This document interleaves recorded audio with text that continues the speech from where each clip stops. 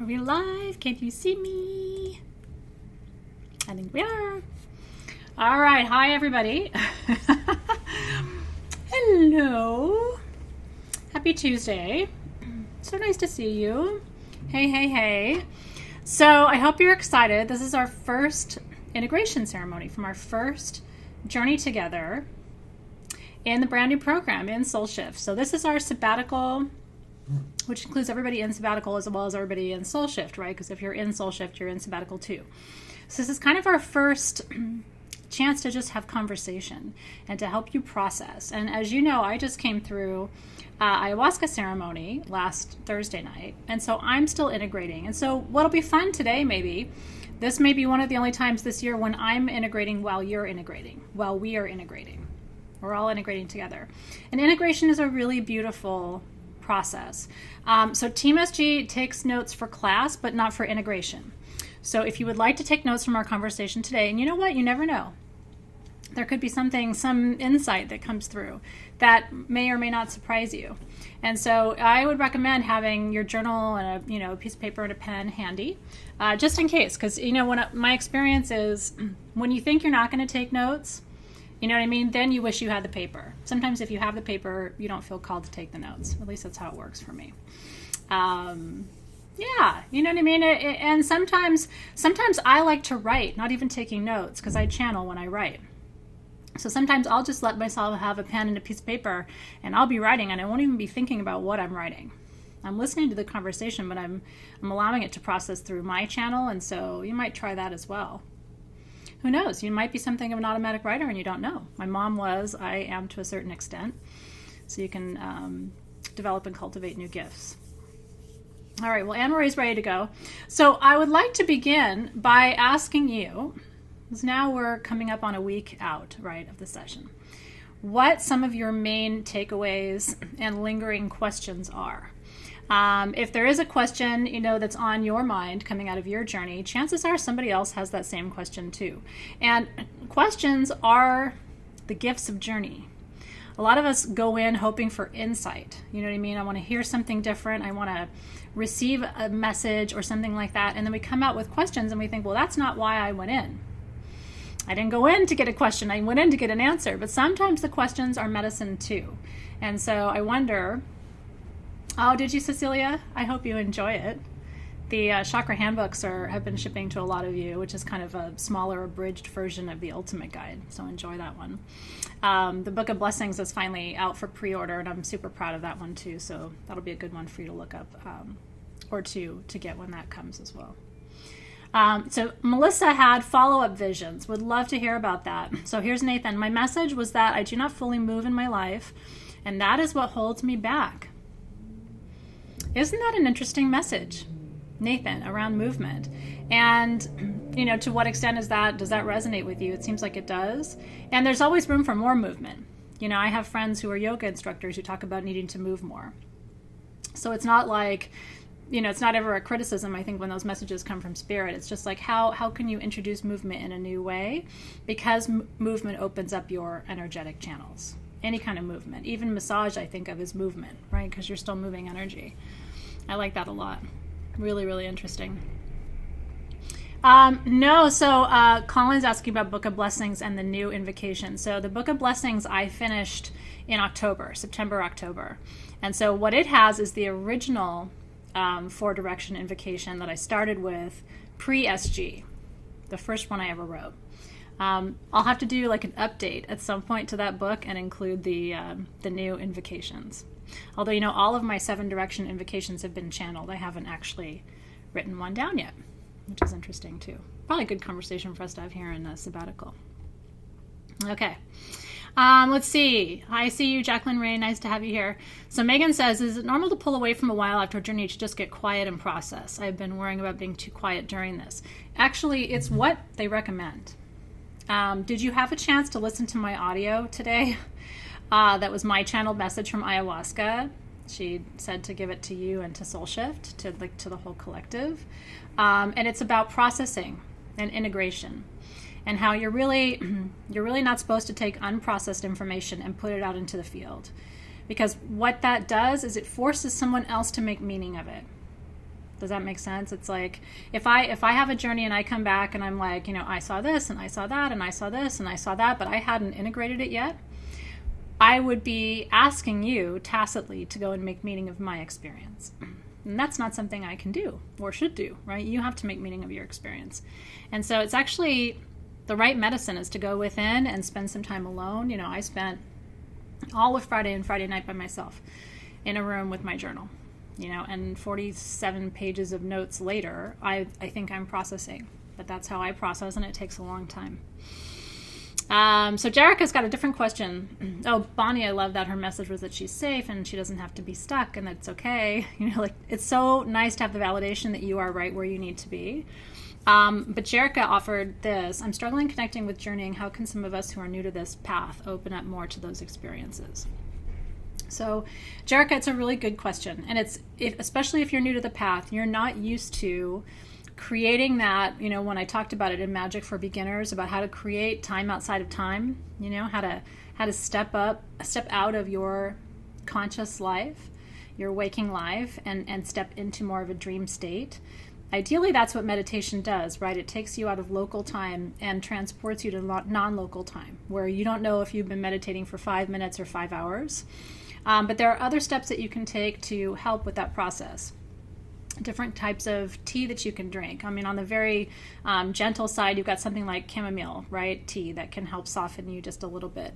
You have blue lotus, which is another tea that a lot of women in the community like to work with. You can make cacao, which we're doing in Soul Shift, right? So, and cacao is a medicine. It's a teacher. It's a heart opener. And so those are some very gentle ways that you can kind of soften your central nervous system. Work more with your crystals. A lot of your crystals that open the third eye are going to be very powerful guides and allies for you to deepen your skills at meditation. What I've noticed a lot of newbies will do is they'll bring a ton of quartz into their meditation. Quartz actually helps you focus. Quartz magnifies what's already happening in the room. And so during meditation, quartz can be helpful, but it's not really helpful dropping in. It's actually better to use third eye stones like azurite and lapis lazuli and your blue aventurine, and even sugilite to a certain extent is a good stone for dropping in. So hopefully those are some helpful tips. Making sure you carve out the time, letting thoughts pass through your mind, like, oh, there's a car outside, and then sit that down, and then, oh, I just heard a bird chirp, and then sit that down, and not holding on to the thoughts, which will keep you too anchored in present time as well. Yeah, I would say, we're talking about power crystals for dropping into deeper states of consciousness. And so I think all the ones that I've been talking about anyway would be really helpful allies for you to work with. But watch the amount of quartz. Quartz can induce stamina. Quartz can induce anxiety. And so it's important to mitigate your use of quartz a little bit. That's a great question. Candace asked, were you deemed in breach of your contract by offering SAB as a standalone? I did ask for guidance, perspective around that, but it didn't come to me in my journey this week. It came to me because I was still in journey space to a certain extent when I launched the class, right? I mean, I was out 6 or 7 weeks, but I could still hear her.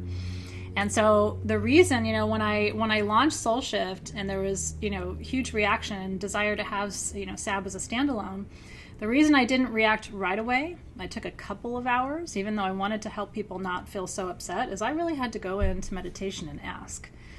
When you channel something, at least from my perspective, you don't go switching it without asking.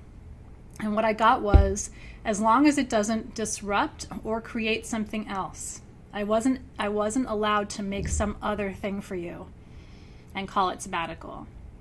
And so what she said was, as long as it does not disrupt the original architecture, and as long as it is not something new created just to please people, it was not in breach of contract. Doesn't it make sense? And so I thought about what is the experience that, sabbatical sisters would most appreciate of the 4. And there was no doubt in my mind. As soon as I thought about it, it was like the angels were singing, right? So I'm glad it worked out for a lot of you. You know what's interesting is, I mean, it's almost the same, right? Even in terms of cost, I only did a minor adjustment to the cost, but still some people felt called not to continue. And I absolutely believe it happened because it was their time to go and find education elsewhere and support elsewhere. And so for some of those people, it was a really important moment, and maybe they wouldn't have stepped through that doorway on their own. And so the shift created a pocket of opportunity for them to move into deeper alignment with their soul's path. I absolutely believe that in every single case. It's a beautiful thing how it unfolds in just a perfect way for everybody. So let's see. So I'm going back to just sort of hopping around to your questions a little bit. Let's see. Interesting. Ashley said, I had a dream about my estranged alcoholic mother where I was being asked what was truly blocking her from connecting with Source. Be really curious to know, only if you feel open to sharing, but it's probably a question a lot of us have struggled with. For me, having relatives who unfortunately battled alcoholism, and I often ask myself what their blocks were from that deeper connection, finding that connection in another healthier way. And I've also often wondered if there isn't kind of a tie that binds, some kind of issue around connecting. Do you know what I mean? Just because I think people who struggle in that particular way tend to have much in common, at least in my family and in my experience, they do.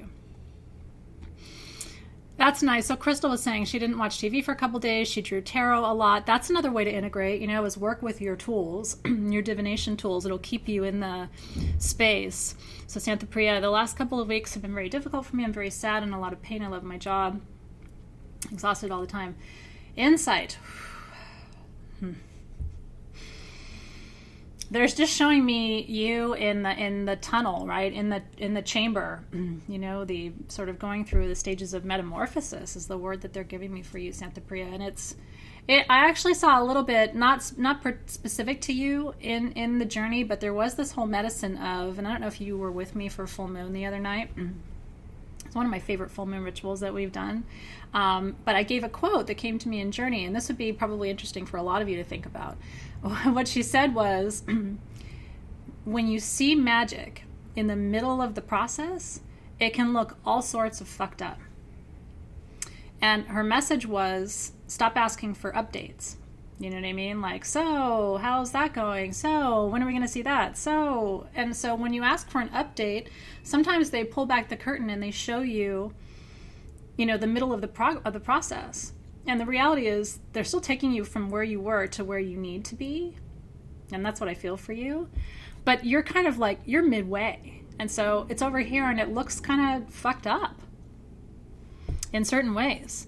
But there are two processes in my life, really two processes in my life, not related to me, but just people in my family and in my friend circle, where I'm seeing them mid-process and it looks fucked up. And if I wasn't a believer, I probably would question things. But I am a believer, and so I'm like, well, it's getting them from here to here. And in one case, I was given in the journey what the here to here is for that person.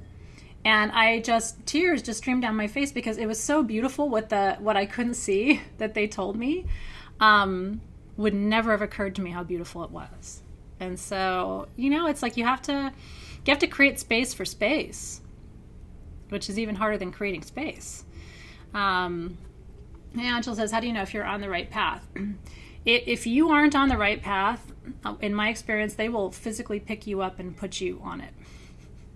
So fewer obstacles is always a hint that you're on the right path. When you're having to work too hard at something, that can usually or in some way become a sign to you. But in my experience, if you're off the path, first of all, if you're asking the question, you're usually on the path, because only people who are on the path are concerned with being on the path. Most people go around their life and they're actually not that concerned about it. They're not asking themselves the why am I here?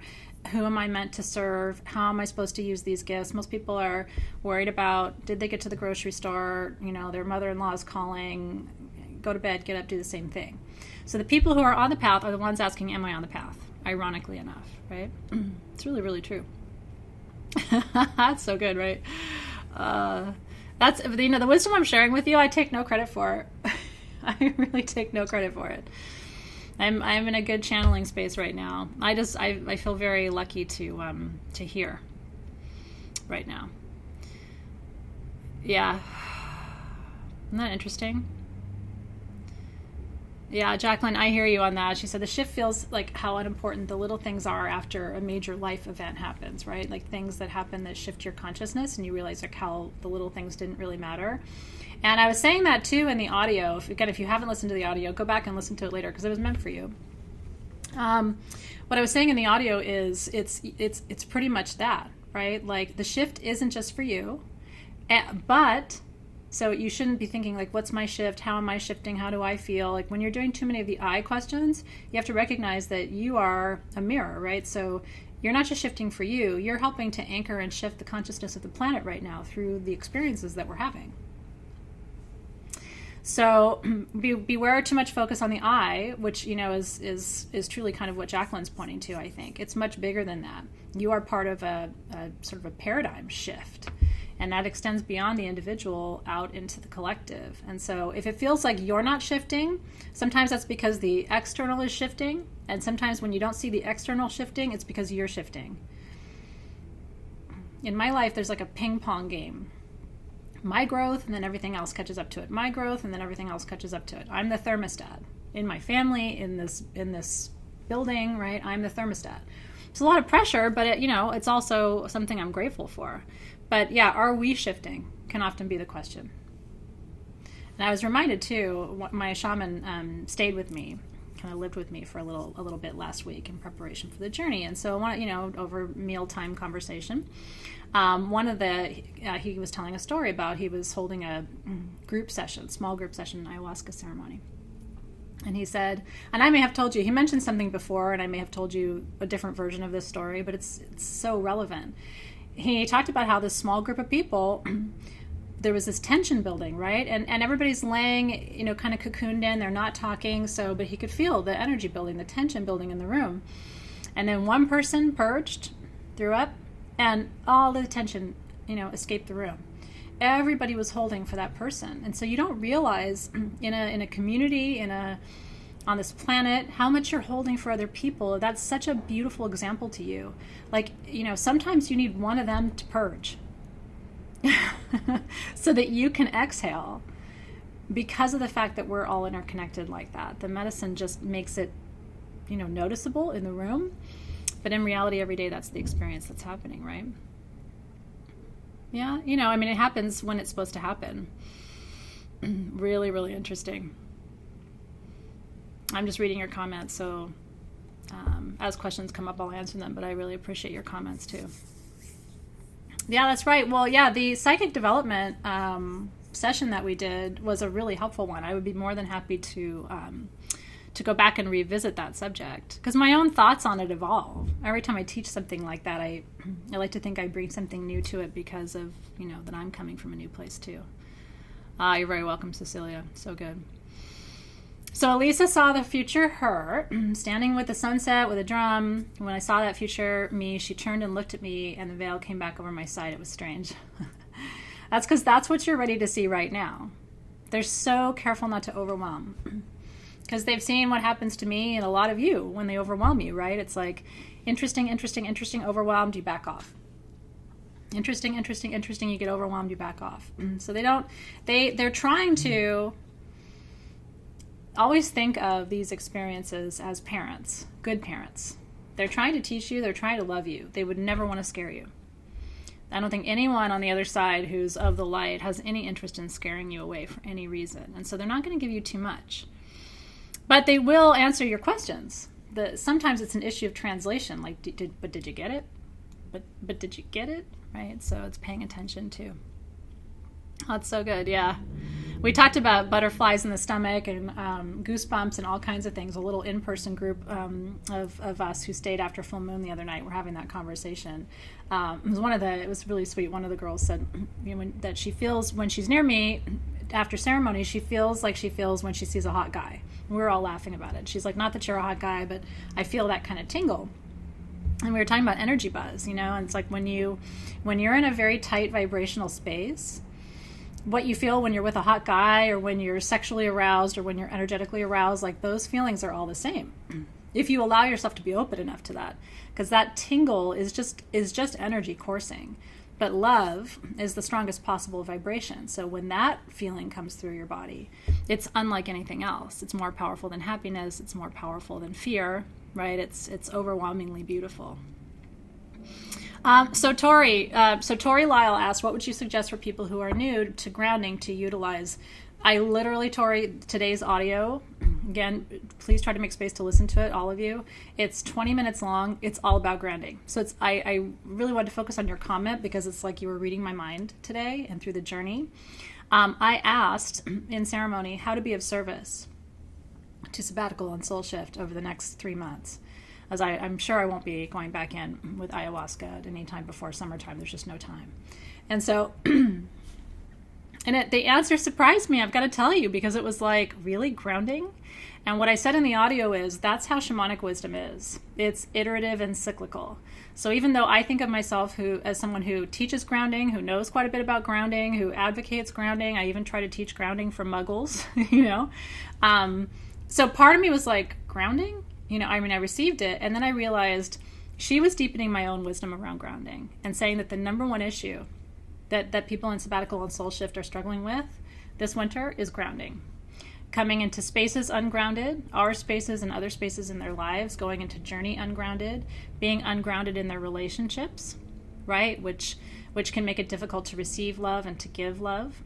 Ungrounded in their relationships with their parents, ungrounded in their every aspect, ungrounded in their spending, ungrounded in their dream time. It's like, because if you're ungrounded in one place, you're likely ungrounded in many places. And so I think you're going to get a kick out, truly, of some of the things I shared with you. And that's why I love Journey, because I wouldn't have come up with some of the suggestions. Like, one of the suggestions was to take soil, fresh soil, and keep a small container of it on your altar.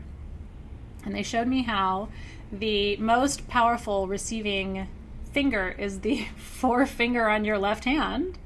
And so stick your ring finger in it once a day. That just is not something I would have dreamed up in my own little head. But yeah, Melanie was saying her feet are dirty today because she's been grounding between going out with people and being a real person today.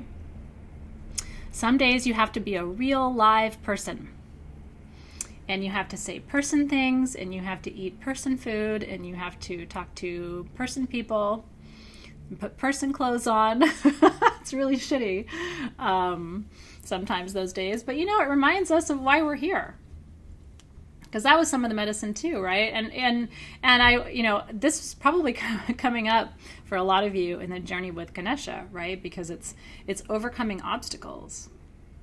I'm curious, what obstacles was he asking you to overcome, and how can he help?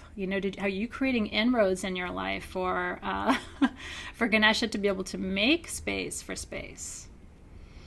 So Kenneth is playing indoors with his house plants. That's not very personally in my book. If I get to stay home and play with my plants, that means I didn't have to person that day, which is always good.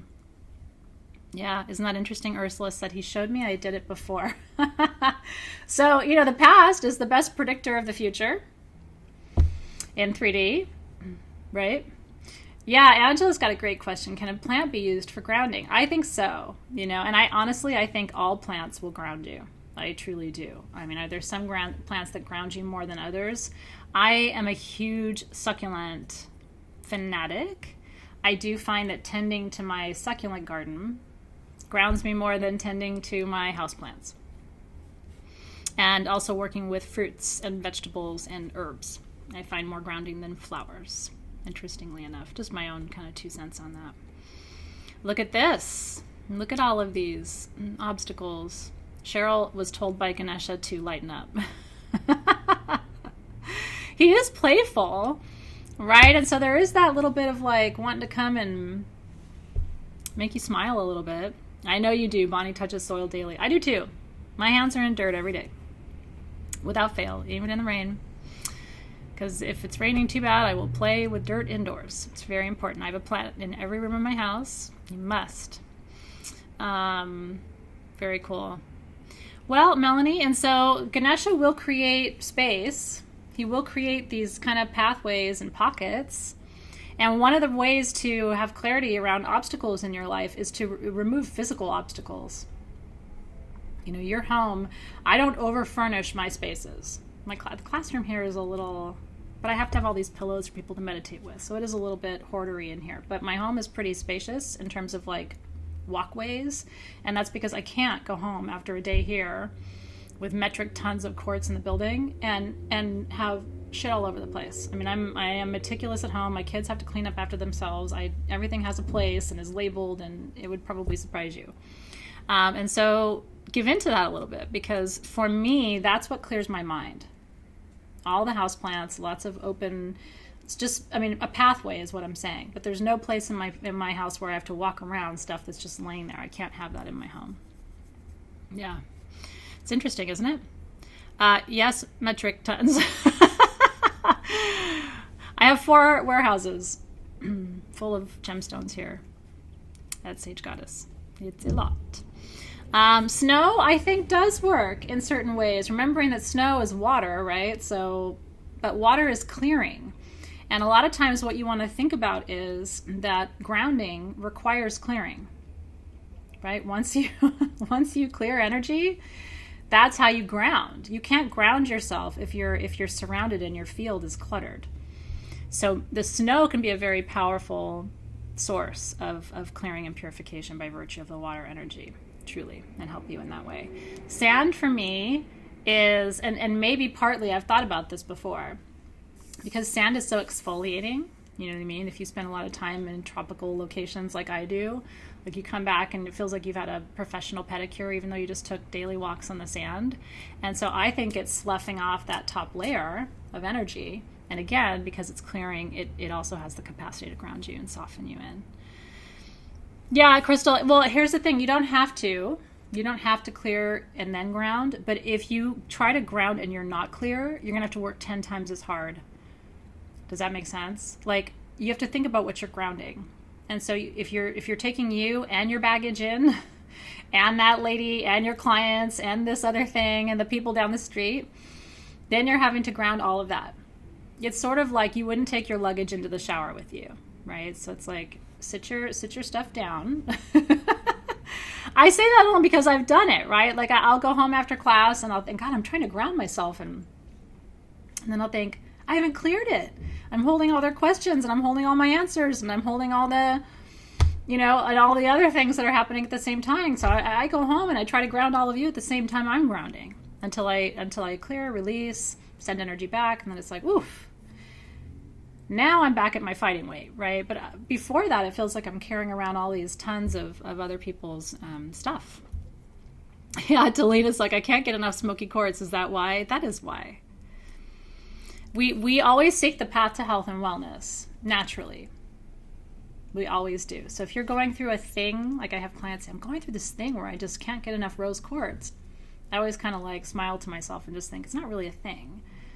You know what I mean? You are needing love, and you may not be able to know how to say it or ask for it or claim it. And so the universe is just stocking you up on something that's going to transmit that vibration for you. Yeah, so clearing, and again, clearing, a lot of the things that I talked to you about in the audio will help you with clearing too. Like I talked about taking a shower every day and making sure that you drink water.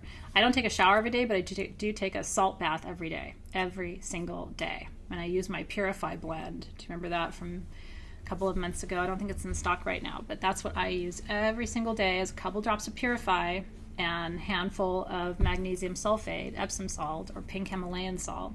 And that just, again, you don't have to clear it all, but you do need to clear the top layer. That will reduce your anxiety.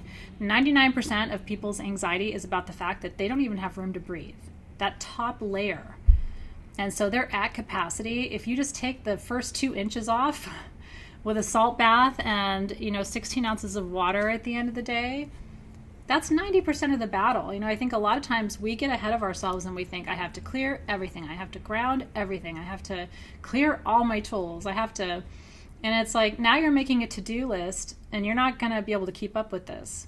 If you just say, I'm going to make it my goal, I'm going to write down 5 ways to clear: salt bath, drinking extra water, herbal tea, smudging with white sage. Write down 5 different ways and just say, I'm going to commit to doing one of those a day, every day. You're 90% of the way there, because that will clear the top layer of soil for you. Those copal incense sticks, I'm not one to tell you have to have a product. In fact, I will never tell you that you have to have anything, because I don't believe that's true. I think that when you need tools, you'll be called to them, and when you don't, you won't. And so, the only thing I'll ever come close to saying you absolutely need are those copal incense sticks. I can't live without them.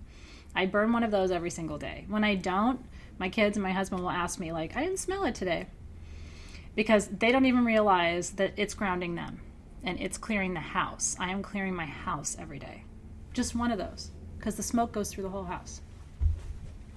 Goes through my whole house. I don't know if it'll go through your whole house. It goes through my whole house. So every single room in the house, even the closets, smell like copal when I'm done. Even the litter box, right? Oh, and the cones too. I mean, honestly, either one. There's these like tall kind of handmade cones, copal cones, and it's the same company that makes but they're hand dipped, and they're hand dipped like 12 times. And so they're copal, the incense sticks are almost as thick as your finger. They're so good. I'm not the only one that has them, so you can find them. Sometimes you can find them locally in your metaphysical shops too, if you're super duper lucky. They come out of Brazil, and I love them so much, right? Yeah, so here's the thing, and that's why, especially in sabbatical, my goal is always keep magic simple. If we overcomplicate this, then we don't do it. Because then it becomes one more thing that we have to do when we're already so busy and tired that if you give me one more thing to do, I'm not going to do it. So just make a list, post it on your bathroom mirror until you have internalized it, and just to commit to one a day. And if you miss a day, it's okay. Pick it up the next day and keep it simple. Lucky duck, Cynthia's local shop has copal. Seriously, if your local shop has copal, go in and just hug them and kiss them from me, because they're doing, you guys have access to all the tools.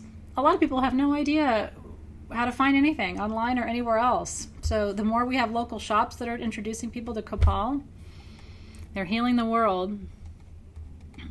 Purify, Annette, is a essential oil blend that I made that has angelica and all of the clearing white sage and palo santo, on and on and on, and so frankincense. So it has all of the clearing oils in it. Team SG, can you help me? Because if we have it, we should probably. I don't think it's in stock right now. Somebody told me yesterday they couldn't find it. It has sandalwood in it. It's got all the things in it. It's delish. Really, really good. Well, it does sound, but here's the thing. Metaphysical work is that simple. The most profound journeys of your life bring you simple wisdom. And honestly, a lot of times just affirm what you know. Like Ganesha probably, had you look at some obstacles that you were well aware of, right? My most profound journeys are not ones necessarily where I get some brand new massive insight. I did, channel a class in Journey, and that's pretty powerful. But a lot of the things that move me to tears in Journey are simple beauties. Just little reminders of what is. You know what I mean? And so keep it simple. You don't have to make it that difficult. And, in Journey 2, a lot of this came up for you guys as well. I'm just reading your comments. So good to know that. Dawn Fisher, thank you for that comment. I see you, that the channeling has helped her immensely. Not taking it internally is beautiful. I'm glad it was helpful to you. Right? Annette says she has an indoor kiddie pool in the house filled with sand. I love that so much. Makes me want to come play. Build a sandcastle with you in your house. But what was I going to tell you? I don't know. Slipped my mind. It'll come back to me if it was important. So Christine said, Ganesh reminded me he has opened the path for me, and all I have to do is walk through. Right? Simple, but an insight like that can bring you to tears, because it is connecting with truth in your soul. And so it's a lot of times the experiences that we have that are the most profound can actually be the simplest as well. Really beautiful. Ah, interesting. Danielle said Ganesha was literally rolling boulders off my path. Each boulder was labeled with each one of my own self-sabotaging traits. It's not always easy, you know what I mean? Like when they show you those things, I mean, you're not in a place of resistance. But if you are at all, and I mean, all of us are at certain times, that can be hard to watch that little shit show of a train go by. Like, oh, and there's another thing that I do that isn't really supporting my highest good. And ayahuasca is kind of like that too, you know, like, okay, these are the things you're not doing the way we need you to do it. Move it over this way, pick it up that way, drop it down this way, off to the right that way, you know, and it's all in service of your highest good. But Copal's out of stock too. I'm like 0 for 2 right now. Interesting. Terry was told to go back to basics. Katie just got her malachite dinosaur. That's a big, exciting moment. I love those so much. I have a little malachite rhino, and he's like my little BFF on my altar. I've had him for a long time, but I bonded with him. Copalaholics, Melanie Heim. That's right. That's awesome. Very cool. Let's see. Stacy said, during the Ganesha journey, I had several needy friends and family send me negativity. Any thoughts on why that would happen in trance state? And what I'm about to tell you took me a minute. Okay, so if it sounds like really, they're going to show you what you need to see. And for whatever reason, I don't know why you needed to see that, but you needed to see it. Why did they show you the mean comment in social media when all the other comments, you know, you miss sometimes, right? Or why do you see that one person's status update that tells you something about them that you didn't know that you needed to know to evaluate the friendship, right? Like, why does that happen? Or are you the one who, I had a client who had this experience. She's out and she sees the husband of her friend with, you know, a lover. Why did she see them in a weird place at the wrong time, right? The universe shows you what you need to see. And it could also be, and that's to Sarah Woodcock's point, it could be an obstacle that you have to overcome. They're not always going to show you what's easy for you to observe. And would you have understood that message in a different way? I think that was probably the way that you would understand it. They gave you something concrete, you know, in that way, like, you know, a text message, right? Because maybe if you focused on the insight coming through in a spiritual context, you would have dismissed it somehow, right? Yeah, like Colin said, there's no coincidences. So why this, why now becomes the question. And it's because for whatever reason, those things are in service to your highest good. Either to allow you to approach that relationship with a little more perspective, you know, and discernment, or to recognize that that's a place where you have to develop, you know what I mean? Because there's always, what are we bringing to those relationships that orient them that way? You know, what's our part to look at?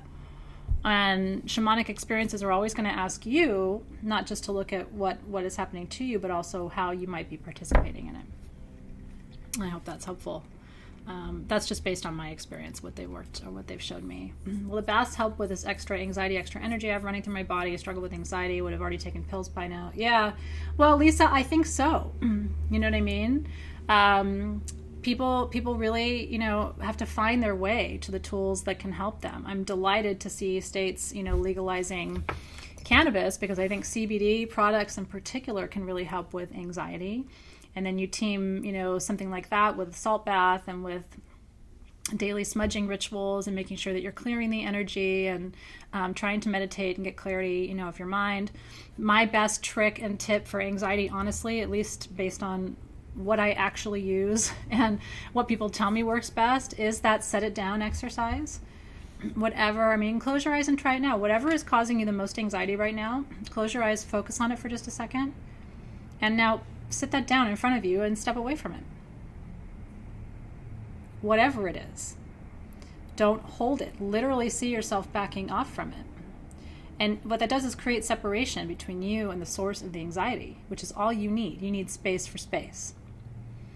And so anxiety is the inability to get space or distance from whatever it is that's triggering us. And so you can create that space consciously. It's a decision that you make. But it's really true. Anxiety is the feeling that whatever that is attached to you, that it's part of you. And so as soon as you recognize in a conscious way that whatever that is not part of you, no matter what it is, I don't care if it's a physical, something in your body, set it down, because energetically you can create space, even if physically you can't. And that's how we start to cure disease, right? Is we don't attach to or identify with whatever's happening in the body. We set it down, we create space from, which allows energy to move through and transform and transmute what's going on. But if we sit there and go, I have this is happening to me, we take ownership of it, and then we give it permission to set up home. Like, you make space for things. You create a home. You give that thing a condo and a nice view, and why would it leave you? So I'm glad you like the drum. I'm going to be trying different things every month too, different sound tools and instruments and different modalities to move you from waking state to a deeper state of conscious awareness. So I'm glad that you really enjoyed the drums, though. It always does that for me, shifts my consciousness a lot too. All right, Megan said, I've had this question running around my mind since Journey. I believe that all diseases have a spiritual root, but what does that mean for allergies? That's a good question. It's an awesome question, actually.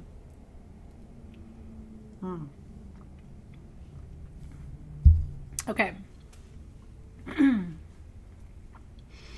Allergies are a sign that something about what you're interacting with is not your medicine. And so you have to look at why that would be. And there's a lot of different things to look at, right? Why something would not be your medicine. My mom, for my whole life, thought she was allergic to chocolate.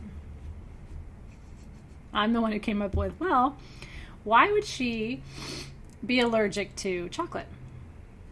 And kind of break down, okay, well, is it this ingredient? Is it that ingredient? Until she kind of, came to the conclusion with a little bit of assistance that chocolate's a heart opener. And her heart's not open. And so as soon as she started to soften in her life, all of a sudden that allergy to chocolate wasn't an issue anymore, right? My 2 cents. I mean, I'm not an expert and I don't have data to support that, but that is my perspective. Right? Smudge, my cat, I have a lot of friends, and the kids have a ton of friends who are allergic to cats. No one's allergic to Smudge. They'll say, oh, I'll come over to your house, but I'm going to have to take my medicine afterward. Like the whole thing that like non-cat people do, like, oh, it's okay, I'll take my medicine. Never had a single person leave my house and say, yeah, I had to take the medicine. They always say, are you sure that's a cat? He's a medicine cat, so he defies the odds, but he actually helps people feel better when they come over.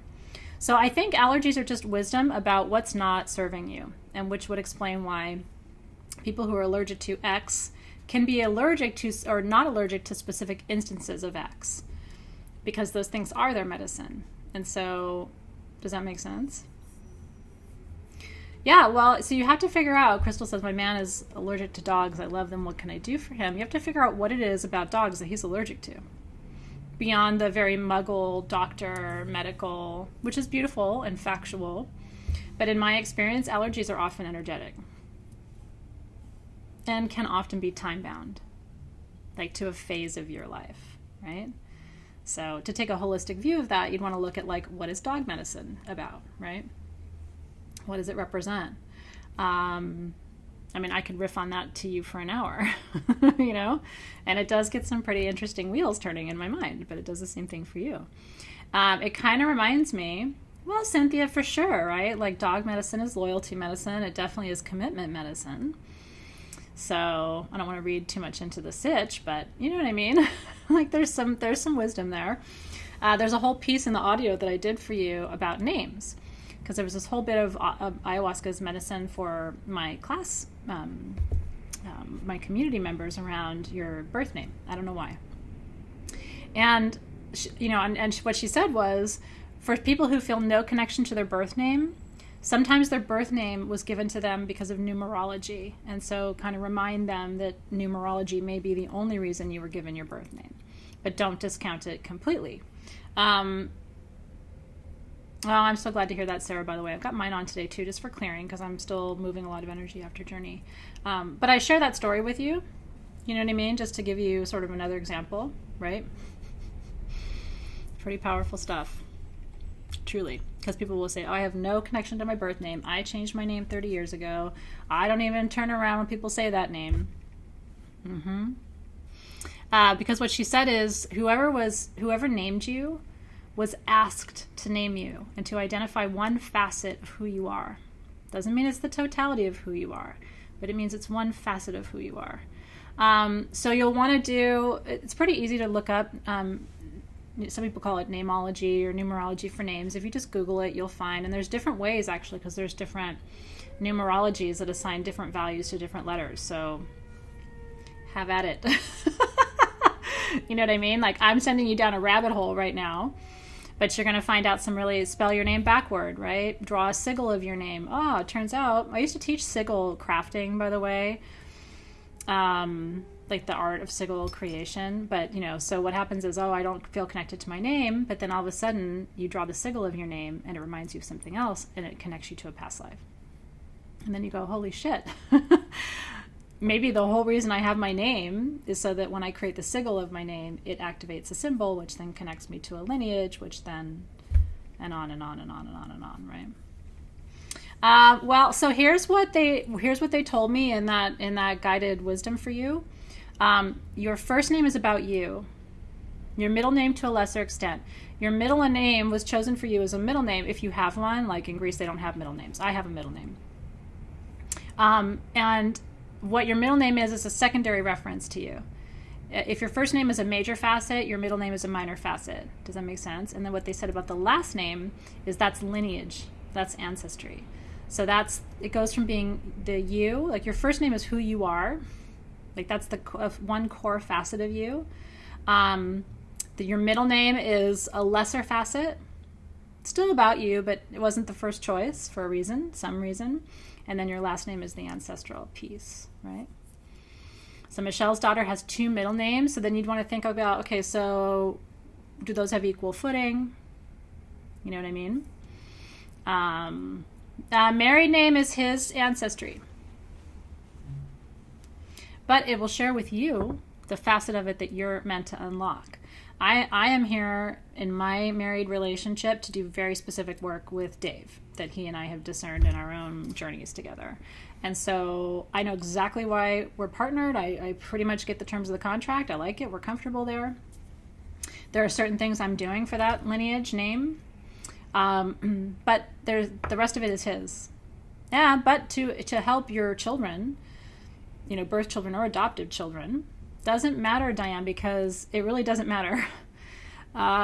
Because your adopted parents are the ones who signed the real contract. Do you know what I mean? They signed the actual papers. Sometimes birth parents just have to get the soul here.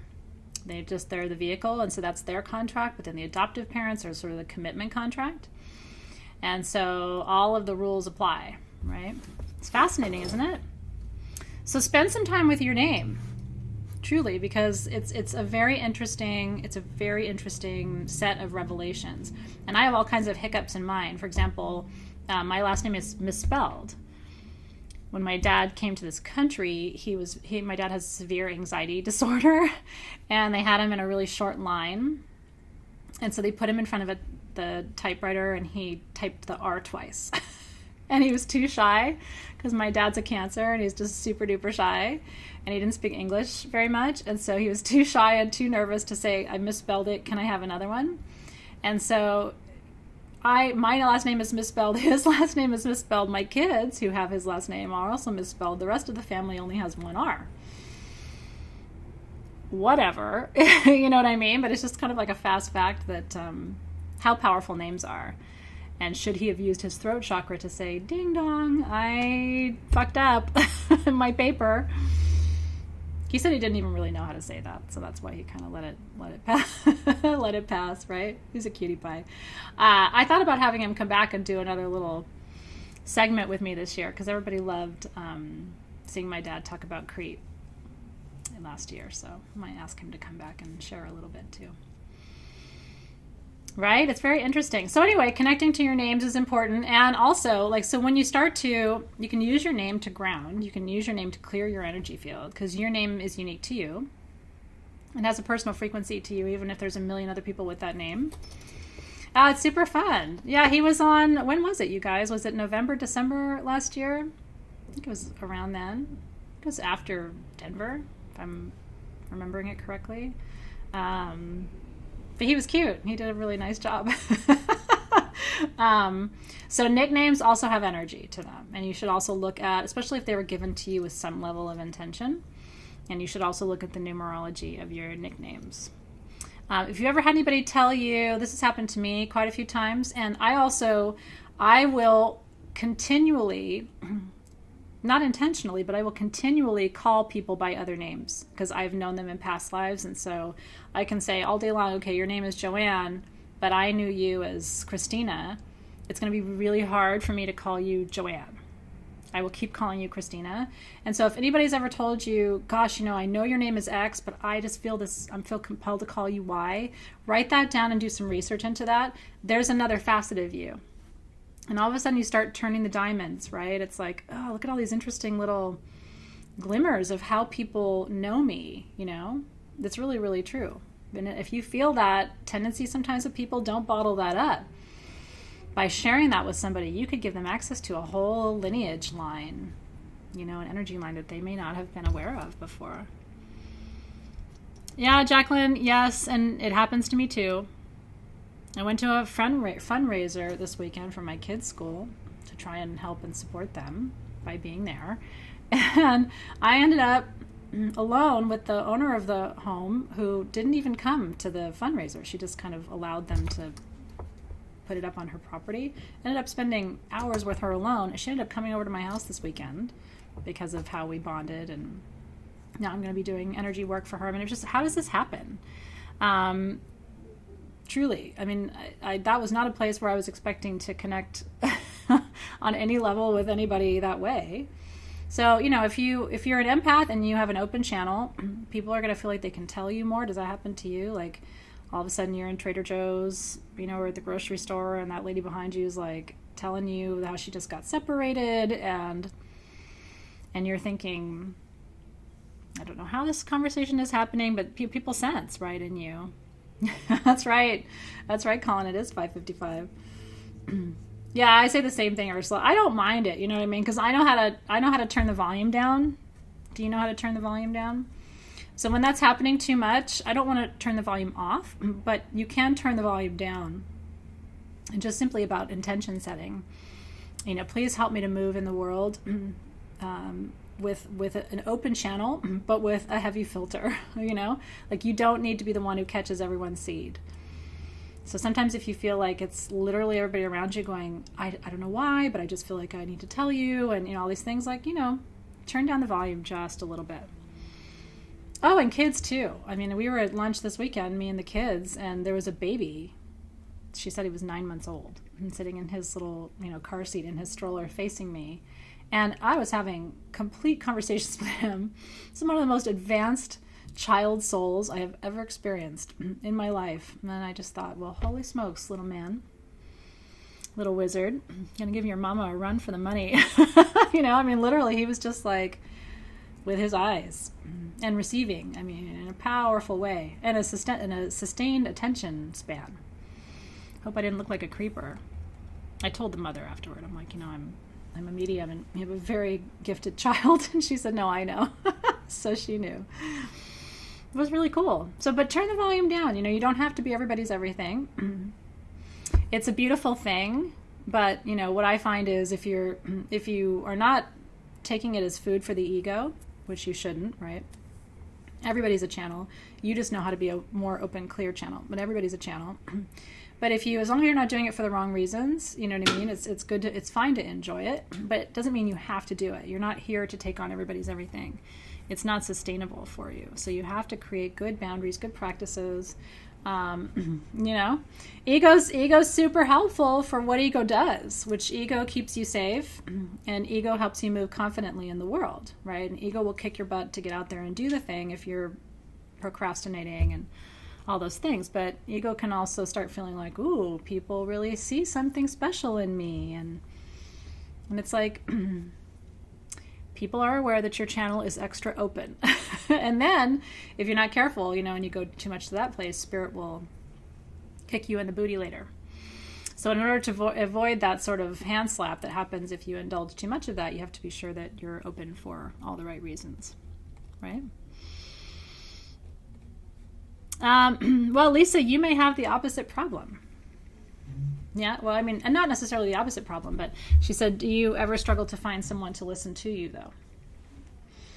Sometimes, you know what I mean? I have people I trust to take my stuff and listen, because I don't like to bottle stuff up, and I don't like to, keep too much inside, but I also don't process with everybody. And so I do have my places that I go and kind of leave my stuff with them, which is helpful. And I think more and more your dads, or I read your dads in the feed, your spirit guides will come forward, which can be dads too, but your spirit guides and your ancestors will come forward to be greater sources of support to you. One of the women who reads with me or for me, one of her favorite practices and meditations is actually calling in your non-human mentors, which I think is really beautiful. So she talks about being able to kind of call in teachers on the other side who can be sources of support for you. And she even advocates setting aside time. Like once you feel like you get the reverberation that the teacher says yes to you, then you can say, okay, Tuesdays from 6 to 7, I'm going to go into meditation, and I'm going to ask that we're able to connect in the astral realm during that time. And they just have a notebook and take notes and see what comes. Make yourself some tea and light the fire and a candle and smudge and open a circle and call in a non-local teacher, which can be really powerful, especially if we're blessed to have each other. But there are a lot of people who are like, I can't find a teacher, or there's nobody in my neighborhood, or that's when you start to try to call in the non-local teachers, and you can set an intention for who that would be. She was saying that she has chosen, because she's writing a novel right now, she asked if Jane Austen would mentor her from the other side. And she said she felt like she got the reverberation, and so she set aside time to write with Jane Austen, the spirit of Jane Austen. It's very interesting, right? Yeah, so Lorian, you're feeling that too. And here's the thing, we all go through phases and times where we feel alone. The woman I met at the fundraiser was like, thank God I found you, because, I don't know where to go. And so it's, you think, energies get put in your path. And I think if you open yourself to an astral experience, finding a teacher in the non-local realm, that creates enough of a doorway, then for the universe to put someone physical in your path too. I consider myself physically in your path, because you can see me and I'm mortal, but they can also put someone physically in your path too. Like all of a sudden your local bookshop has a tarot class on Monday evenings or whatever, and you think, that's very interesting. Sarah likes being alone, right? I do too, actually. But too much of that time alone, it's really true. Like there was a whole piece of my journey where she was talking about me being too much in my higher self and needing to come back from that place. I'm a little too much in the ether at this time in my life, and I have to sort of bring that back and be a little more muggled, which is, I am, because I have kids and stuff, but I definitely spend a lot more time in meditation the last 2 years than I have in a long time. And she was like, you could cut that back a little bit, you know what I mean? And maybe take that 20 minutes and go do something that's going to have a real physical connect in the world instead with that time. So, which might sound crazy, but she was kind of giving me the reverse, not go do more meditation, but actually take some of that time and bring it into the physical as well.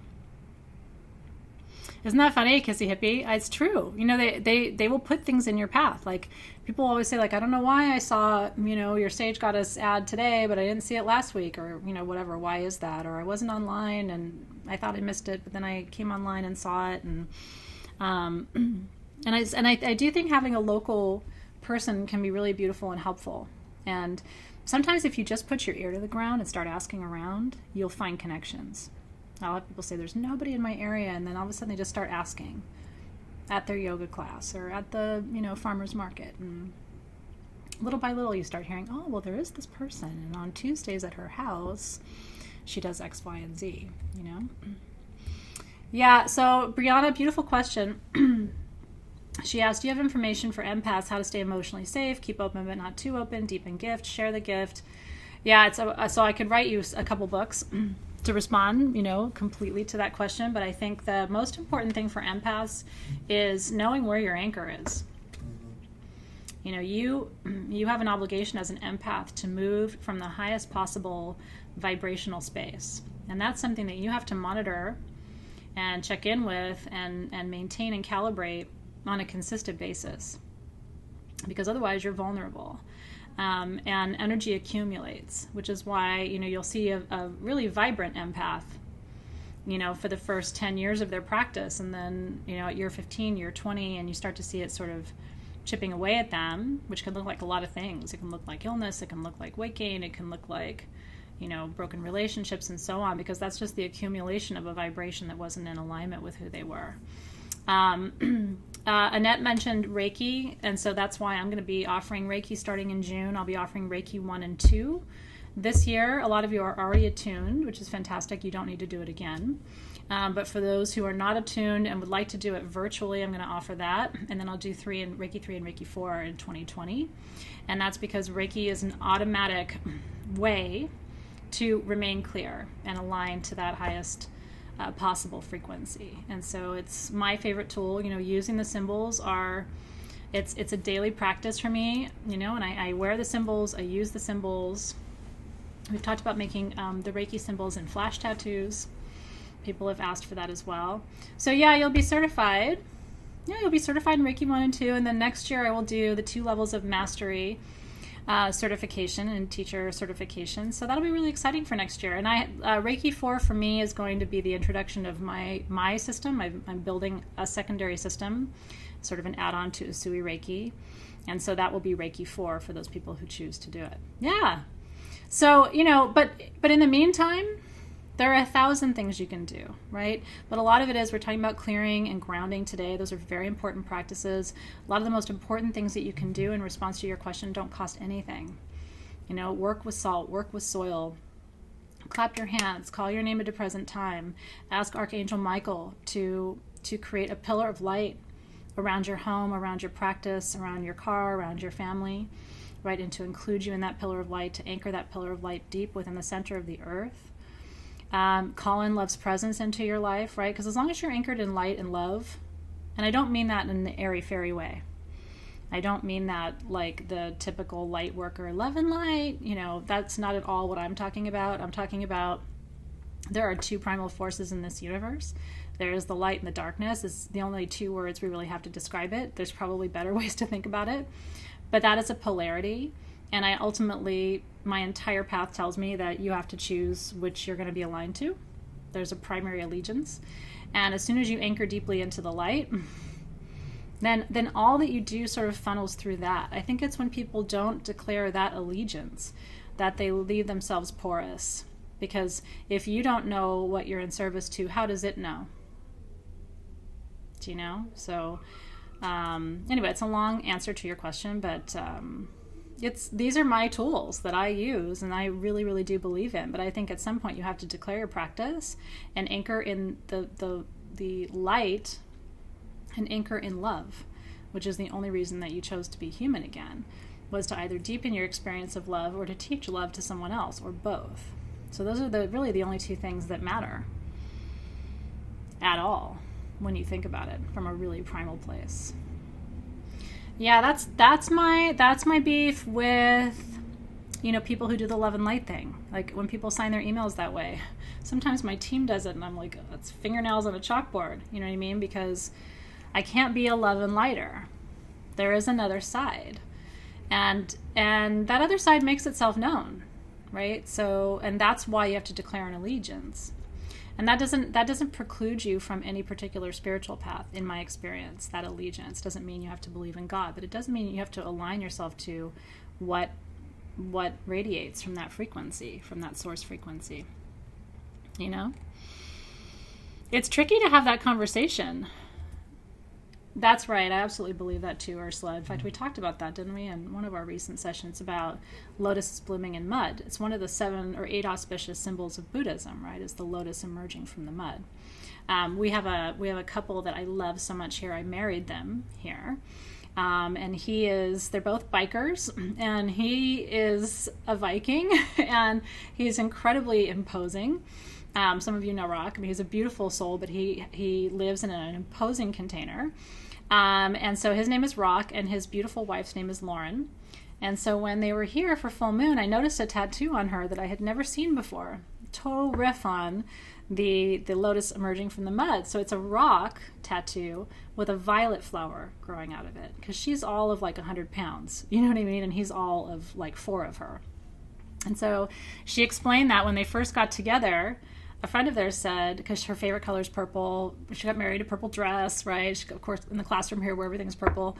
And so she said, I'm the violet that grows from the rock. And she has saved his life. You know, she's such a good wife and a good partner and just a loving companion to him and cares about his health. And so I share that story with you just to show you that, like, it's so true. And you can take that lotus from the mud, you know, symbolism and metaphor and think about modernizing it too and tailoring it to your life in a beautiful way. So Dot, in my experience, you can call on Archangel Michael whenever you want, but that pillar of peace, if you invoke the pillar of white light around your space, which I have, and around your home, it's just there. It's not like he revokes, you know, or it's like a 24-hour, you know, expiration date. It's just there. And that's one of the first things I do. I always ask permission, but when I go into people's homes, especially if I'm blessing a home or if they just moved in, I'll always say, would you mind? How do you feel about me, you know, creating a pillar of light around your home and blessing it for you? And usually people are like, oh, please, please, please, please do it twice. You know, it's a beautiful gift to give someone. Oh, I'm glad you like that. Yeah, Miss Melissa, me too, right? Like purple, all the things. If I have an option for something, I'm going to buy purple. Kids know it too. Christy Moore, you are so welcome. I'm so glad that you enjoyed the conversation, really, truly. Great question. So I will finish with Christy's question since we're at 10 minutes over the hour. I've got live specimen sale coming up before. By the way, I'm going to go live in just a minute with a preview. The gemstone pipes that I have for you today come with ceremonial tobacco, a little mapacho tobacco, which is kind of exciting. But a cusp. So a cusp means that you have some balance of the qualities of both signs. It's really important. And so you'll have to look at what your balance is. And sometimes you can get hints about what is more of you, less of you, by looking at your moon and your rising sign, as well as your north node and your south node. And whatever of that you don't understand yet, like especially from Soul Shift, because that's where we just covered the rising sign and the moon sign, you'll get in upcoming Soul Shift classes as we move more into the developmental astrology, which includes your nodes.